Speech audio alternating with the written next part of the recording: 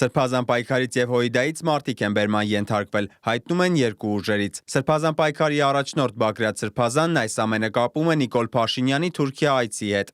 Եվ այո, վերստին ուզում եմ շեշտել, այս բոլորը ծագել են նրանից, թե անհասկանալի կերպով ծխածածկույթի քողի տակ, խավարի քողի տակ ինչ է ուզում կնքել կամ համաձայնեցնել կամ ինչ հետևանքներ են կրելու այսօրվա հանդիպման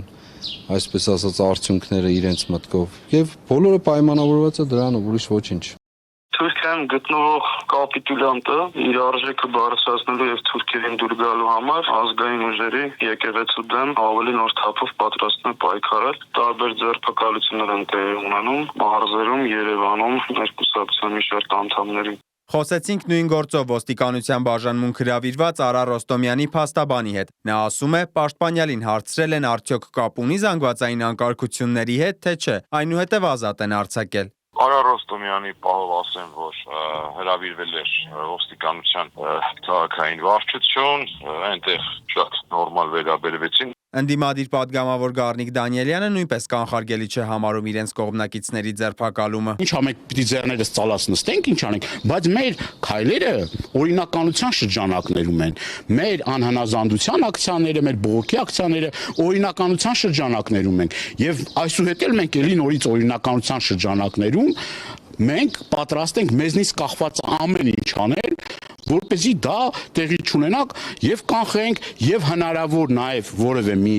զիջումներից հետո դիմադրություն ցույց տանք։ Մեծ հետ զրույցում Սրբազան պայքարի համակիր Լիդիա Մանթաշյանցը նշեց, որ իրենք նույնպես դա կապում են Փաշինյանի Թուրքիա այցի հետ։ Ըստ նրա վարչապետն այս քայլով հնարավոր դիմադրությունն է կոտրում։ Մենք պատրաստվում ենք պայքարի նոր փուլ մտնելու, այսինքն իրենք գիտեն, որ մենք երբ ցանկանանք մոբիլիզացիա կարող ենք անել։ Ավելի ուշ ներքին գործերի նախարարության խոսնակը հայտնեց, օպերատիվ տվյալներ են ստացել հասարակական կարգի խաթարմանն ուղղված գործողությունների նախապատրաստման վերաբերյալ։ Ներքին գործերի նախարարության ոստիկանությունը իրականացնում է ուժեղացված ծառայություն, ինչի շրջանակում ձեռնարկվում են կանխարգելի չբացատրական աշխատանքներ։ Կոչ են անում պահպանել հասարակական կարգը։ Ցանկացած հակաօրինական դրսևորում արժանանալու է կոշտ հակազդման։ Այս պահին ձերբակալվածների թվի մասին տվյալները տարբեր են։ Փաստաբան Սերգեյ Հարությունյանը մեծ հետ զրույցում հայտնեց մոտ 80 ձերբակալվածի մասին Երևանում եւ մարզերում։ Սիմոն Հովանիսյան, Նարինե Ղուկասյան, Reopen Media։